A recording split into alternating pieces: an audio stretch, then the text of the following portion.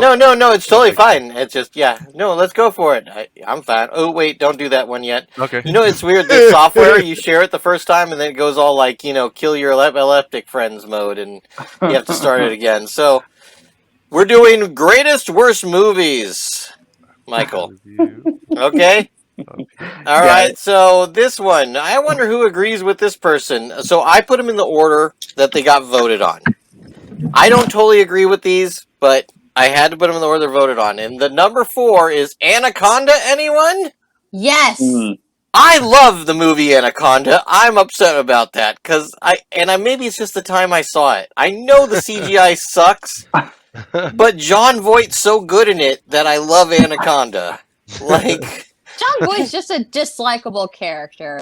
Yes, he did it so perfect. He was I don't so know. dislikable. I think the only good thing about Anaconda was J-Lo and her ass. That's it. Come on. I mean, Ice Cube was mediocre, but the whole movie was just J-Lo shots. Come on. Well, they did that, and Ice Cube, I think, did okay. I didn't remember that Danny Trejo was in it. I remember Owen Wilson. Yeah, but I didn't remember Danny Trejo being in it, and I'm wondering what part of the movie was he in? Was he one of the other poachers, or there was something going on? And wait, Owen was he the one that had the fly in his throat or something, and they cut it out? I can't remember. It's been so long. Something like that. And they say that Frank Welker voiced the Anaconda. He's the guy who did Scooby-Doo. He was the Scooby-Doo voice actor. What the heck? I thought that was Casey. That's what I was just looked up. So it's like it just said he was the Scooby-Doo guy, but there was a voice actor for the fucking Anaconda? Yeah. Huh. I don't remember any lines that the snake said. I think it's funny you say you don't remember Danny Trejo. I don't remember the damn movie. I'm seriously like, what the fuck? That's how bad it was. I really don't remember this movie. I think it came out during a time in my life where I just got into movies, and I think that everybody has that point. And so some of the movies that get stuck in there, maybe not the greatest, but you just kind of you're like, yeah, it was cool. And I think it's also because I have a fear of snakes, so I love movies about snakes eating things. It's weird, I know. What's the next one?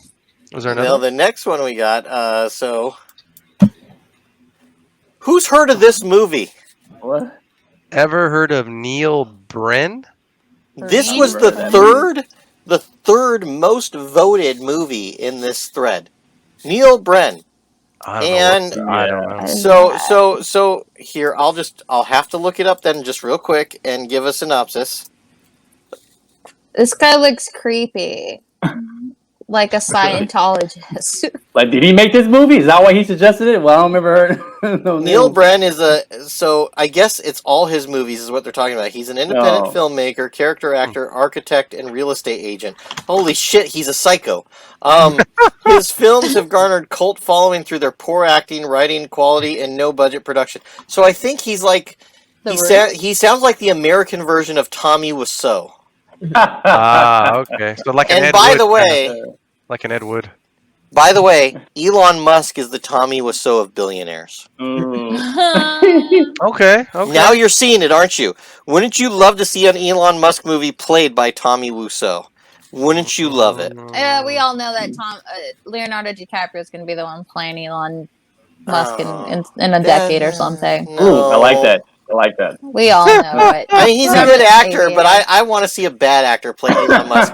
Because the thing is, I was talking about someone of this, is that the reason why Elon Musk reminds me of Tommy Wiseau is Tommy Wiseau made a drama movie, which turned out to be a comedy, and then he pretended that he pretended that what's it called? It was he meant for it to be a comedy.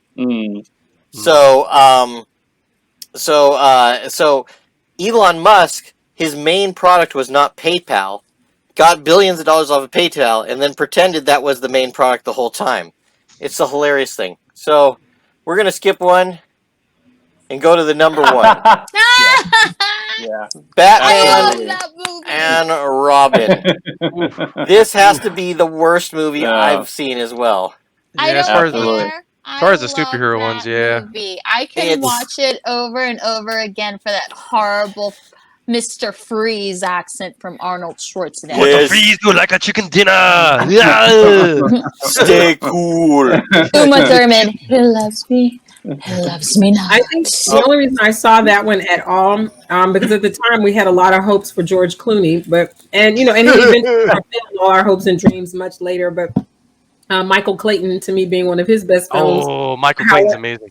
Right, but I think a lot of us also were trying to support Vivica Fox, who had like a very small role in that particular battle. Very, and what was and again, just the trivia of it is that obviously Vivica Fox had been. For all of us who are African American, clearly popular in all of our films, but to then see her get this moment in, a quote unquote film, honestly, that's the only reason I went. I mean, because I respect George Clooney, but it wasn't so much about that. It was like, Vivica's in the movie, let's go support our girl. George Clooney was a shit totally Batman. Only eclipsed by Val Kilmer's Batman. I don't care what anybody says. Batman and Robin awakened my Your inner sexual nerd? peak as a child.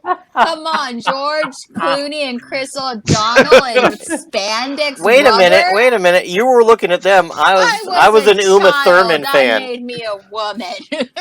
I don't know, man. That movie like really hurt the whole comic book films. After it did like for a while, so horribly good. It's so horribly good. Come on. Like, Alicia Silverstone was horrible. She's a great actress, but she was horrible. Oh, yeah, I'm a huge fan. Clueless and Crush, those two movies for Alicia were really good. But the only redeeming film that came after that for George Clooney to even really people to like take him seriously was From Dusk Till Dawn, where him and Quentin Tarantino were the robbers who end up in that bar full of vampires. He was great in that. I'm going to give it that. He was great in that, and Old Brother for Out There, but as a Batman, that bobblehead sucked. It's Uma. Look, okay, it's so outlandish, but Uma Thurman as Poison Ivy and this ridiculous-looking Bane dude were great. Come on, Uma Thurman had the most memorable lines in that movie. Sergio just put something. I didn't know if this is a fact, but Sergio is saying in his comment, Clooney refunded tickets because of how bad that was. I did not know that. I wouldn't be surprised. I wouldn't be. It sounds like a Clooney move. The guy is, as much as I didn't like him in that, every time I hear about the guy in real life, the guy is a class act, an amazing person, But of course, I was a fan of Mr. Mom, just like you, Dana. And when they said that Michael Keaton was going to be Batman, I said, Mr. Mom? And then he exceeded expectations as Bruce Wayne. Yeah. Oh, he did such a damn good job. Yeah. I mean, they say, Jack Nicholson's going to be the Joker. You go, of course.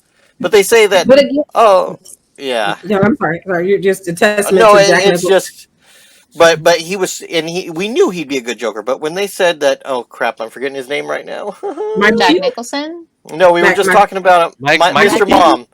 Michael Keaton. Yeah, sorry, I suddenly, brain fart. No. Michael Keaton, he showed up, and I was like, as a kid, I was like, but I loved Mr. Mom. I don't think he's going to do it. He's a comedy actor. And then you see him do it, and you're just like, oh, Gung Ho was good. Oh, Gung Ho, dude. What was it? Honda? They were working for Honda or a competitor or something? Oh, dude. And then they get that fight that where they just say horrible shit to each other. I mean, that was that's weird. a great movie.